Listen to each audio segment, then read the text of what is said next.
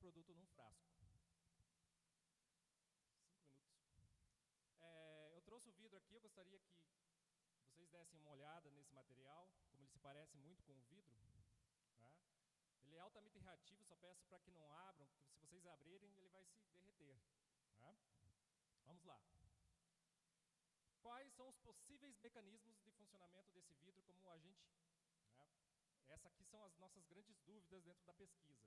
Uma das ideias, liberação de íons, né, que é essa rede vítrea do fosfato, né, libere íons e deixa o ambiente extremamente ácido, e daí você não tem o crescimento desses agentes, ou o estresse oxidativo, né, que também causaria danos na estrutura celular da membrana. Então essas são as duas grandes ideias.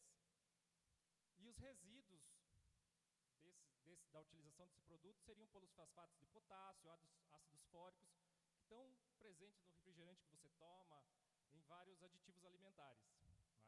Então essas são as duas ideias. Aqui trazendo uma ilustração, né, que possivelmente para fungos você teria, né, o estresse oxidativo como maior mecanismo, e para bactérias, possivelmente a liberação de íons. Aqui um trabalho que saiu esse ano ainda, do professor Sérgio Sabão, né, lá da Federal do Paraná, mostrando principalmente que com a utilização do vidro aqui você tem nas hifas, né, aparecendo aqui ó, vários vacúolos, né, dentro dessas hifas que acabaram ocasionando a morte delas. O nosso trabalho em si, o trabalho que foi feito como um trabalho de prospecção, o próprio nome já fala, prospecção. Então, uma ideia inicial era pegar esse vidro que vocês estão vendo em mãos aí, funciona, tem ação. Né? Então, foi o primeiro ponto a ser feito. Então, laboratório de fitopatologia agora Agro 4.0, não é? Então, pesagem, solubilização do material in vitro, em água destilada proporção 1:1. Depois, a inoculação dos micro-organismos em meio BDA, penicillium e xantomonas, e a aplicação da concentração do vidro, né, sem boro, que a gente chama de polifosfato, e com boro, em quantidade de 0,25, 0,12, 0,06, 0,03, distribuídas em triplicatas. E avaliação da atividade microbiana por meio da análise de interação. Então, o mais importante nesse trabalho aqui, como é um trabalho de prospecção, é a interação, existe interação, e também a mensuração dos alas de inibição. Então, aqui, processo, desde a tirada, né, todo o processo de construção. 2 minutos. Os resultados que nós tivemos. Das médias do tamanho dos halos, então aqui nós temos, né, o A é para penicillium, aqui com boro 10%, e aqui para xantomonas, e aqui sem boro, tanto para penicílio como para xantomona. Colocando isso em médias dos halos que nós percebemos que o trabalho dos penicílios, né, com boro, o vidro com boro, teve resultado melhor, principalmente nas duas maiores concentrações aqui. Né? Enquanto para bactérias foi o sem boro. Né? Isso talvez entre naqueles mecanismos que a gente falou. Para penicílio, o dano oxidativo cumulativo, ou seja, como ela tem uma barreira maior, ela é um pouco mais demorado para agir dentro dos fungos, e para xantomonas, a partir do momento que o ambiente fica mais ácido, a ação é mais rápida. Próximos passos da pesquisa. Né? Então, aqui nós já chegamos praticamente ao nosso resultado. Caracterização estrutural avançada, mecanismos de ação, revisão bibliográfica aprofundada, testes de eficácia comparativo, testes acronômicos em vivo, determinação completa dos parâmetros microbiológicos, isso aqui é extremamente importante. E aqui a questão de viabilidade, né? Toxicidade, análise de custo-benefício, formulações agroquímicas, regulamentação e registro. Aqui foi um teste em vivo que nós fizemos, né? Onde os resultados foram desastrosos. É bom falar quando a pesquisa dá certo, mas é também bom falar quando a pesquisa dá errada, né? Então, nós utilizamos alguns métodos aqui, que eu não vou ter tempo de falar agora, mas os resultados foram totalmente diferentes do que nós imaginávamos. Possíveis aplicações, né, desses produtos. Tratamento de sementes, né, contra patógenos, pulverização foliar, incorporação no solo, inclusive nós temos o nosso colega aqui de São Carlos, tem o pessoal da química trabalhando principalmente com esse tipo de vidro, principalmente o silicato, cuidado, né, para o solo, conservação pós-colheita. É aqui o mesmo trabalho do professor Sérgio Sabão. Então, nos morangos aqui em cima foi aplicado, né, tanto o fungo Botrytis quanto o vidro, né, e depois aqui com o tratamento, e aqui sem o tratamento depois de 4 dias. Então, com o vidro, provavelmente teve uma proteção desse fruto, e sem o vidro, né, o fungo fez o seu trabalho, destruindo totalmente aqui o morango. Considerações finais. Então, a atividade antimicrobiana foi comprovada, né, testes demonstraram a atividade real, necessidade de conformação com novos testes, né, para confirmar essa diferença entre o com boro e sem boro, tanto para os fungos quanto para as bactérias, qual que a ação é diferente em um e o outro. Fundações promissoras, né, para investigação, subsequentes, aplicações práticas, principalmente isso aqui virar um trabalho acadêmico, tá? E, coisa importante para a instituição, para o IFB, tá? Promove a parceria entre as instituições, você trazer a UNB para dentro da IFB, trazer instituições de outros estados também, né? Para o enriquecimento da pesquisa, né? E principalmente para o nosso curso, que é recente, que é o curso de agronomia do IFB, pensando nos 3 pilares do ensino superior, né? Pesquisa, ensino, pesquisa e extensão. Aqui as referências. Muito obrigado.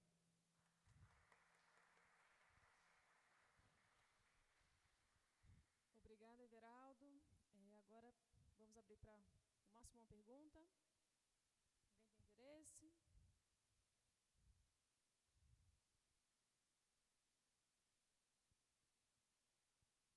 Comecem a avaliar também a terceira apresentação.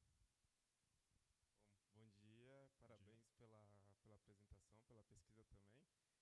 A primeira vez que eu entrei em contato com esse tema, achei bem interessante, né, os vidros modificados, mas por ainda não ter tido tanto contato, né, a gente fica com aquela dúvida, né, fiquei imaginando aqui. Porque quando eu penso em um vidro, eu sempre associo com vidro, né? E aí você mostrou aí o trabalho do professor Sabão, aplicando em pós-colheita. Eu queria só que você comentasse um pouco com relação à toxicidade desses materiais, ingestão, e relacionasse também essa questão. Você fala que você solubilizou em água, né? E aí para a gente é um pouco difícil imaginar relacionando com o vidro que a gente conhece, ele solubilizando em água. Então eu queria só que você comentasse um pouco para facilitar a nossa compreensão. Obrigado. Obrigado pela questão. Isso é uma discussão que nós estamos tendo com os pesquisadores e com os professores, né, sobre esses materiais. E dos trabalhos, principalmente o trabalho do professor Sabão, que eu diria que é o trabalho mais avançado na área, você percebe que os resíduos, né, que são aqueles polifosfatos, etc., são basicamente os aditivos que a gente que utiliza alimentícios. Tá? O que nós não temos ainda? Não temos exames mais aprofundados, né, se eles são tóxicos ou não, e principalmente quando você adiciona boro, que a gente chama dopar, né, de boro, né, aí você tem um risco ainda maior. Então, esses são os próximos passos da pesquisa. Tá? Também, se isso tem alguma relação com mudança de sabor, né, nas condições dos produtos, é outra questão que deve ser trabalhada. Tá? Mas, a princípio, de tudo que já foi estudado, você percebe que a quantidade de resíduos e as concentrações são tão pequenas, né, que, por exemplo, aqui é onde a gente teve os maiores efeitos, né, com 0,25. Para ter uma ideia, em 1 quilo do produto, você conseguiria fazer uma dosagem para 100 mil litros. Então, é uma quantidade de resíduo extremamente pequena, mas que depende muito de estudos posteriores. Obrigado. Obrigada, Everaldo.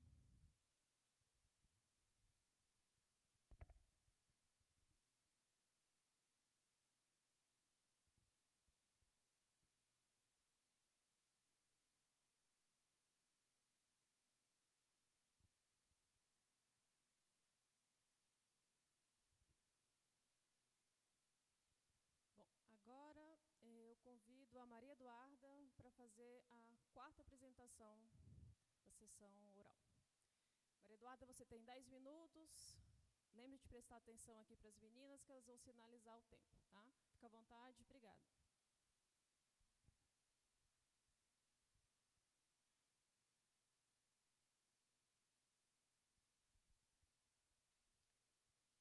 Bom dia, eu gostaria oportunidade de estar aqui hoje.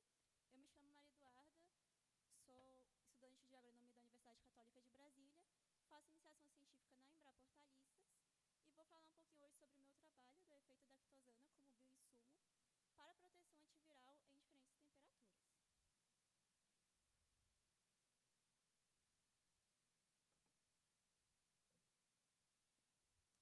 Então, eu trouxe aqui um gráfico sobre a geografia do aquecimento global. O aquecimento global ele tem evoluído principalmente no ano de 2024, onde teve um maior aumento. Aqui em vermelho a gente pode observar os locais no mundo inteiro onde tiveram maior aumento das temperaturas, e em azul a gente pode ver os locais onde as temperaturas não foram elevadas. Bom, levando isso em consideração, a gente resolveu testar a quitosana, que é um polímero biodegradável, proveniente da quitina. Nós utilizamos uma originária da casca de camarões. A quitosana ela é frequentemente associada à síntese de dsRNA, então ela é usada para encapsular o dsRNA contra a proteção contra a infecção viral. Mas, nesse teste, nós testamos somente a quitosana, porque ela sozinha apresentou 90% de proteção.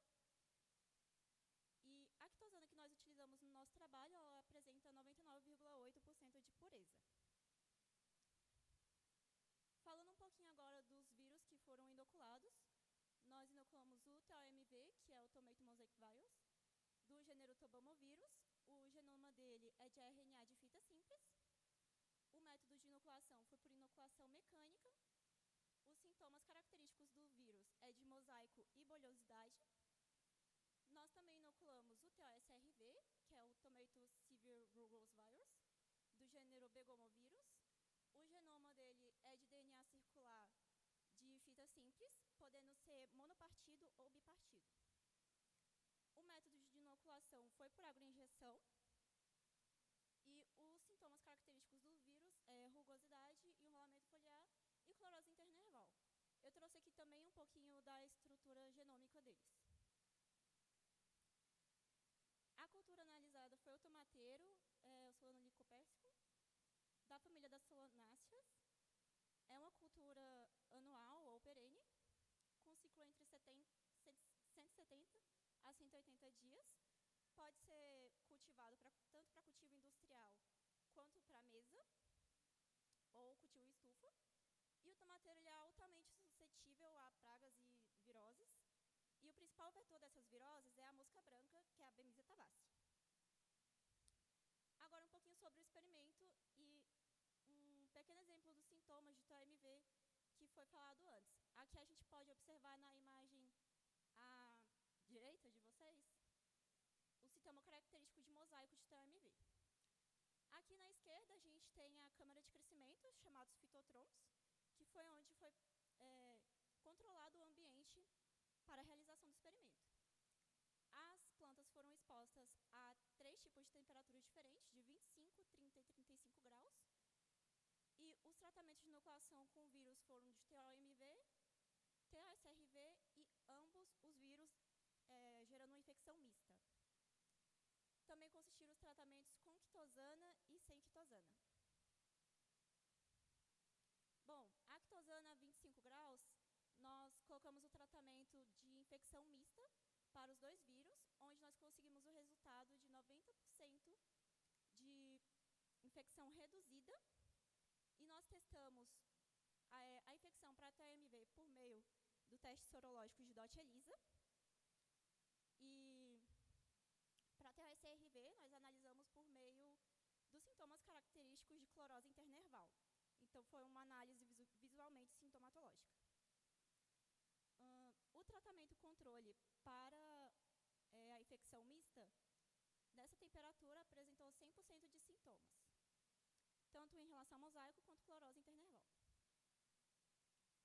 A 30 graus, nós testamos somente a inoculação de TOMV com a aplicação de quitosana. E as plantas não apresentaram sintomas característicos, mas no DOT-ELISA nós encontramos uma amostra infectada, o que pode levar a crer que possivelmente a quitosana pode ter causado uma redução dos sintomas também.